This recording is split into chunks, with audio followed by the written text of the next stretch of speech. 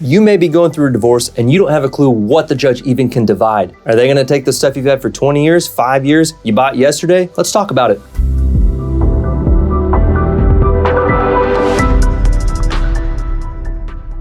As you may already know, Texas is a community property state. That's just fancy legal speak for anything you've acquired during the course of your marriage, the court presumes that goes in the pot. It's your burden to prove that something should come out of the pot. But how do you do it? You have to tell the court that's your separate property. No, you don't have the ability to give that to the other person because it's mine. You can't take it and they can't have it. So what is separate property? Separate property is something you may have had prior to divorce or something you've acquired during the course of your marriage, be a gift. So she gave it to you, he gave it to you, whomever it may be, that still stays yours. That comes out of the pot. Devise or descent. That's just fancy legal speak for you inherited it. Maybe your mom, father, grandparent, best friend, whomever it may be, they passed away and they gave you a big chunk of cash. Well, that money could be your separate property. It's just your burden to prove to the court why. Lastly, a personal injury award. God forbid you got in a car wreck and you got a big chunk of cash. That money out of the pot. Everything else the court's gonna presume is community property. So what does that mean for you? Ultimately, there's nothing really in the family code, at least here in Texas, that says the court should divide everything 50-50. We make it kind of gray and a just and right division. With that being said, 50-50 is where most courts, generally speaking, that's where they're gonna start. And if you watch another video about how we talk about fault grounds, it's your job to prove that you should get more than 50% of that pot based on fault and breakup of the marriage. So at the end of the day, if you think that something should come out of that pot, that your spouse shouldn't have any chance of owning it after this is all said and done, it's your burden to prove it.